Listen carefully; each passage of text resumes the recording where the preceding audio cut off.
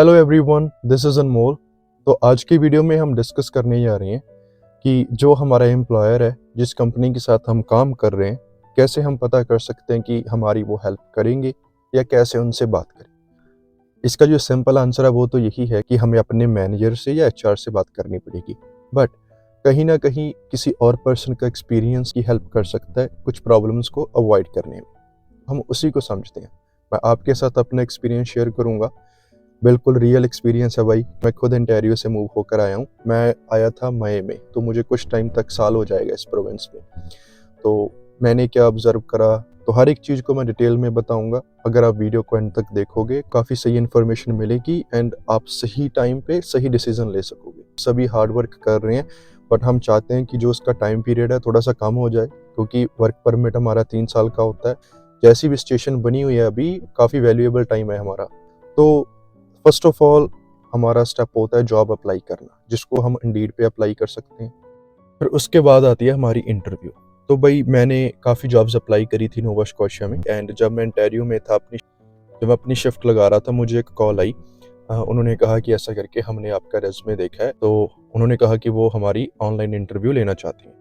तो मैंने उनको यस बोल दिया। एंड राइट अवे तो मैं उनसे ऐसा नहीं पूछ सकता था जब उनकी कॉल आई कि भाई मैं तब ही इंटरव्यू के लिए आऊँगा अगर आप मुझे वो जॉब ऑफर दोगे जो पीएनपी वाला होता है। उसके बारे में भी हम बात करेंगे।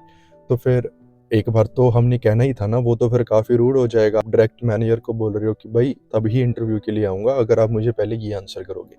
तो वैसा हम नहीं कर सकते, है ना? तो फिर जब उनकी इंटरव्यू हुई, तो उन्होंने इतने क्वेश्चंस नहीं पूछे मेरे से। वो सीधा मुझे बताने लगा कि ऐसा करके ये काम होगा, इतने घंटे की शिफ्ट है, आपके पास गाड़ी होनी चाहिए, लाइसेंस होना चाहिए, अगर ये सब है तो आप भाई इतनी तारीख से ज्वाइन कर सकते हो। तो उससे मुझे एक चीज़ तो क्लियर हो गई, है ना? चिल बंदा है, इसको सिर्फ इंटरव्यू में कन्फर्म ही करना था कि ये मेरे लिए वर्क करेगा या नहीं। अगर करेगा तो भाई इतनी डेट को तुम काम पे आ जाना। तो एक चीज़ मुझे ये क्लियर होगी, एंड दूसरा कि यहाँ पे इनको काफ़ी लोगों की ज़रूरत तो होगी जिस हिसाब से ये इंटरव्यू को इतना ईज़ी कर रहे हैं। लास्ट में उसने कहा कि आपका कोई क्वेश्चन है? उस मोमेंट पे मैंने क्वेश्चन किया एंड मैंने कहा कि मुझे भाई जॉब ऑफ़र चाहिए। जब मैंने एज़ सून एज़ मैंने जॉब ऑफ़र कहा, उसने राइट अवे येस बोल दिया। जॉब ऑफ़र का मतलब सभी को ऐसा लगता है कि भाई कोई लेटर होगा जिसके ऊपर लिखा होगा कि कौन हो आप, कब से काम कर रहे हो, कितना आपका पे रेट एंड क्या ड्यूटीज़ है। उसको आप एम्प्लॉयमेंट लेटर बोल सकते हो, कुछ लोग उसको जॉब ऑफर भी कहते हैं। बट जब हम पीएनपी की बात करते हैं, उसमें एक एनएसपी 200 फॉर्म होता है, एक मेन जॉब ऑफर होता है हमारा, वैलिड जॉब ऑफर होता है। वो थोड़ा सा डिटेल में हो जाता है हमारा, एंड फिर हमने वो फिल करवाना होता है अपने एम्प्लॉयर से। ठीक है? तो वो डिफरेंट है। कई एम्प्लॉयर्स को उसके बारे में पता नहीं होता अगर पहले किसी ने उनसे बात उसके बारे में नहीं करी। तो फिर मैंने कहा कि ऐसा करके वो थोड़ा-सा ना इमिग्रेशन के रिलेटेड होगा। उसने कहा कि हम अपनी तरफ से बेस्ट ट्राई करेंगे, एंड फिर उसने मुझे कहा कि कोई और क्वेश्चन है? उस मोमेंट पे मैं ज़्यादा भई उनसे क्वेश्चन नहीं कर सकता था उस चीज़ के बारे में, क्योंकि फिर उनको लगना था कि इसका मेन काम हमारे से वो पेपर लेना ही है, इन सिंपल वर्ड्स, है ना? किसी को भी लगेगा। आप अगर उसकी जगह पे होते, आप क्या सोचते? आप खुद ये इमेजिन करके देखो। तो फिर मैंने कहा ठीक है भाई, मैं आ जाऊँगा काम पे। तो उस टाइम मैं ओंटारियो में ही था, एंड मेरे रेज़्यूमे के ऊपर हैलिफैक्स का एड्रेस लिखा था, एंड मैं उस लोकेशन पे कभी गया भी नहीं जिसका मैंने एड्रेस लिखा था, क्योंकि मुझे पता था कि अगर मैं किचनर का लिखूँगा, उन्होंने मुझे रिस्पॉन्स नहीं देना। तो भाई मैंने हैलिफैक्स का ही लिखा। तो फिर आप भी ऐसा कर सकते हो, बट मेक श्योर कि आप टाइम पे वहाँ पे पहुँच जाओ। या एंड मेरा ये प्लान भी था, अगर ये मुझे इंटरव्यू के लिए बुलाते हैं ना, मैं फ़्लाइट करके चला जाऊँगा। अगर थोड़े से $300-400 की बात है, मैं फ़्लाइट करके चला जाऊँगा अगर मेरा काम बन रहा है। थोड़ा-सा घूम भी लूँगा, स्टे भी कर लूँगा 2-3 दिन, एंड ऐसे करके मुझे आइडिया भी हो जाएगा। एंड ये मेरा दूसरा प्लान था। तो ऑनलाइन हमारी इंटरव्यू हो गई, नोटिस दे दिया, नोवा स्कॉशिया आ गए। काम पे जॉइनिंग हुई, वेलकम हुआ अच्छा।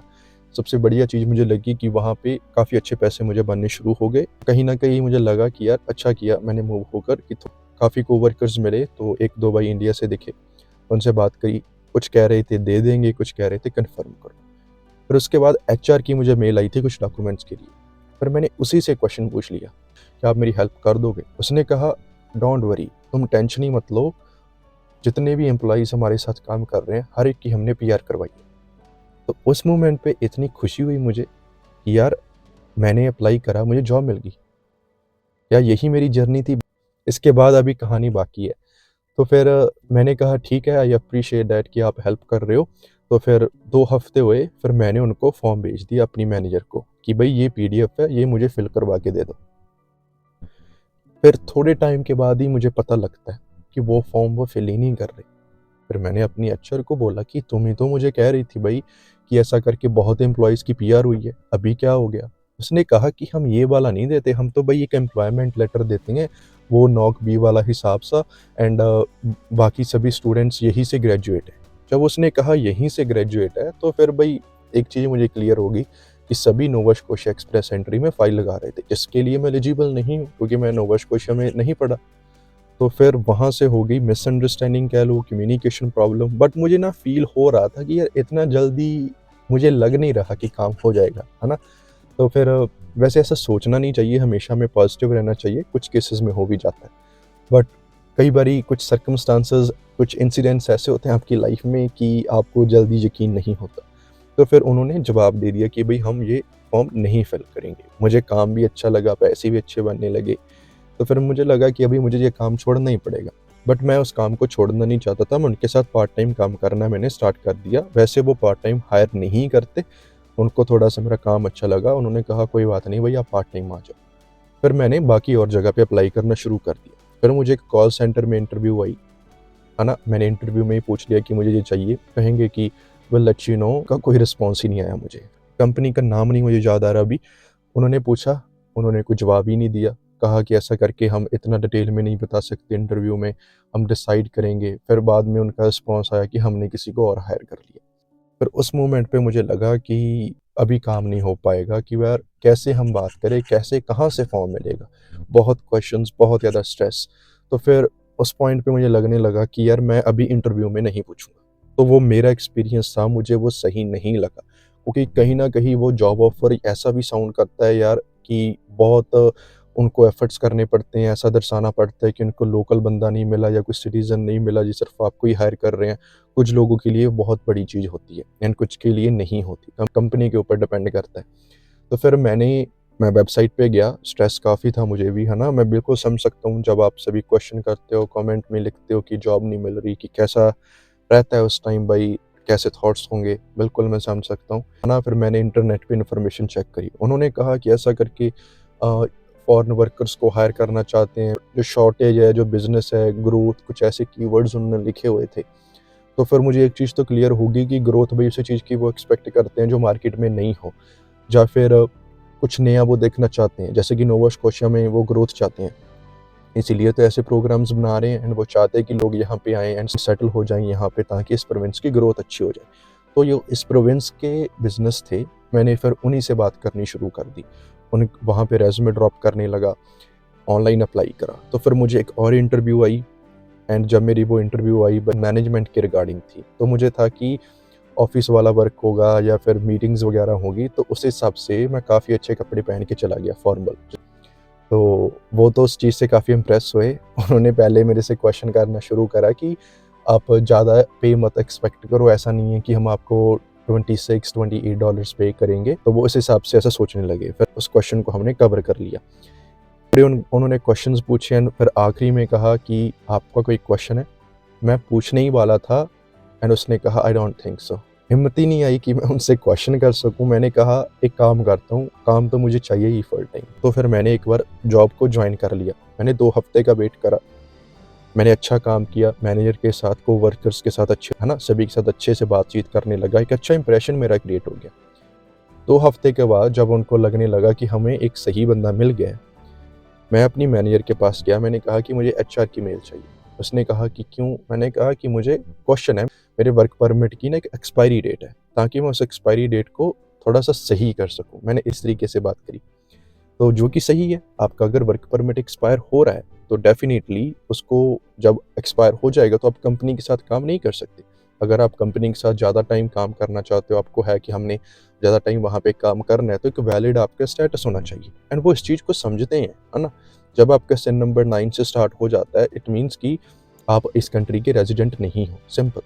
तो फिर उनके साथ मैंने बातचीत करी, फिर उन्होंने थोड़ा-सा डिटेल में क्वेश्चन करे, फिर उस हिसाब से वो एग्री कर गए। बट हर एक कंपनी थोड़ा टाइम लेती है, कई बारी 3 महीने, 4 महीने, फिर उसके बाद वो आपको सपोर्ट करना स्टार्ट करते हैं।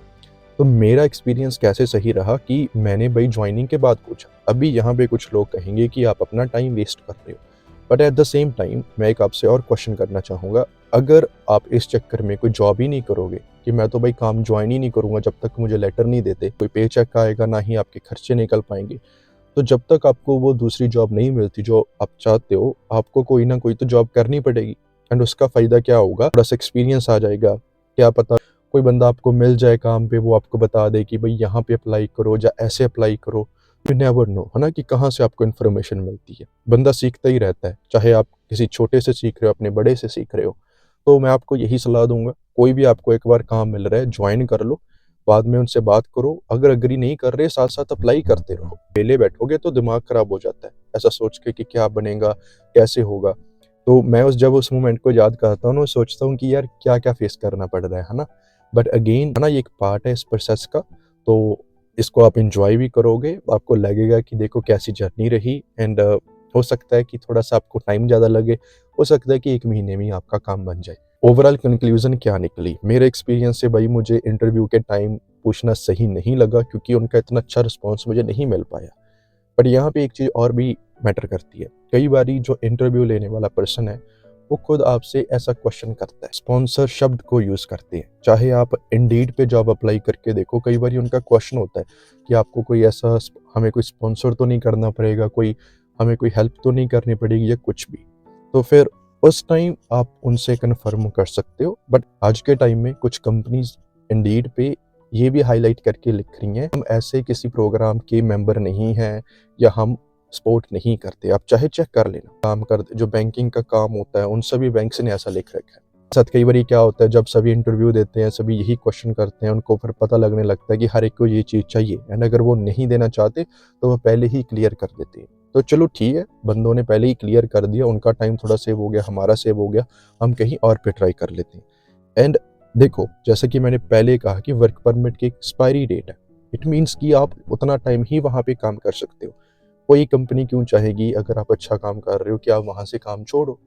वो तो चाहते हैं कि आप स्टे करो। तो अगर आपने स्टे करना है तो आपको अपना स्टेटस तो वैलिड करना ही पड़ेगा, है ना, चाहे आप स्टडी परमिट पे हो, चाहे वर्क परमिट पे हो, चाहे रेजिडेंट हो। तो आप इस तरीके से बात कर सकते हो। तो भाई मेरे एक्सपीरियंस में मेरे लिए वो चीज़ काम नहीं करी। जब मैं इंटरव्यू में पूछता था, मुझे ऐसा था कि एक बार ही कंपनी ने मुझे हायर कर लिया, उनका एक बार स्ट्रेस सा दूर हो जाता है कि एक पोजीशन ओपन थी, वो फिल हो गई, हमें बंदा मिल गया, हमारा काम चलने लगा। मैनेजर को इस चीज़ का स्ट्रेस होता है, अगर उसके पास अच्छा स्टाफ नहीं है, एम्प्लॉइज़ नहीं है, तो फिर भाई उनको दिक्कत आती है। तो जब उनको कोई मिल जाएगा, थोड़ा सा होता है कि चलो मेरी जॉब आसान हो चुकी है। तो फिर उस पॉइंट पे जब आप उनसे पूछते हो कि भाई मुझे चाहिए, तो फिर अगर उन्होंने फिल नहीं करा, ज़्यादातर चांसेस होते हैं कि वो रेडी हो जाएंगे। उनको लगेगा कि यार अभी बंदा मिल ही चुका है, काम करने लगा है हमारे साथ, अच्छा काम कर रहा है, हम इसको सपोर्ट कर देते हैं। तो ऐसे ही कंपनीज स्टार्ट करती हैं।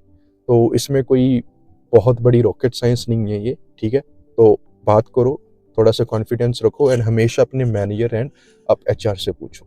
एंड एक चीज़ का ध्यान आप और रखना, मेरा पर्सनल एक्सपीरियंस है, जब भी आपके एम्प्लॉयर को नहीं पता कि ये कैसे काम करता है, उस टाइम आपने जल्दबाजी नहीं करनी। आपने प्रोसेस को इस हिसाब से समझाना है कि उनको कोई एक हैवी टास्क ना लगे, उनको ऐसा ना लगे कि यार ये अलग से स्ट्रेस है हमारे लिए। कैसे होते हैं, उनको होता है कि जो उनकी जॉब ड्यूटीज़ है ना वो वहीं करें, उनको एक्स्ट्रा काम नहीं चाहिए। इस तरीके से मत समझाना उनको बड़े-बड़े पैराग्राफ्स में कि ये है, वो है, ताकि उनको ऐसा ना लगे कि बहुत हम अपनी इन्फॉर्मेशन दे रहे हैं। तो यही अप्रोच आपको फॉलो करनी चाहिए, इस हिसाब से एक्सप्लेन करो ताकि उनको प्रोसेस इतना मुश्किल ना लगे। तो भाई ये मेरा एक्सपीरियंस था। आई होप आपने कुछ ना कुछ सीखा होगा कि आप लोकल बिजनेस से बात करो, इंडीड पे अप्लाई करते रहो। जैसा कि मैंने मेंशन करा लोकल बिजनेस, तो उसमें एक चीज़ का ध्यान रखना, कुछ कंपनीज टाइम के साथ अपना बिजनेस बंद कर देती हैं क्योंकि उनका अच्छा चलता नहीं। तो उसको भी थोड़ा कंसिडर करना अपने हिसाब से कि भाई कैसा लग रहा है आपको, कंपनी को प्रॉफिट बन रहा है या नहीं, ले ऑफ वगैरह तो नहीं कर देंगे। उसके बारे में हम नेक्स्ट वीडियो में बात करेंगे। एंड एक और वीडियो आएगी कि इंटरव्यू कैसे क्रैक करनी है। तो अगर आपको वीडियो अच्छी लगी, प्लीज़ इसको लाइक करना, अपने दोस्तों के साथ भी शेयर करना, एंड चैनल को सब्सक्राइब करना मत भूलना। मिलते हैं नेक्स्ट वीडियो में।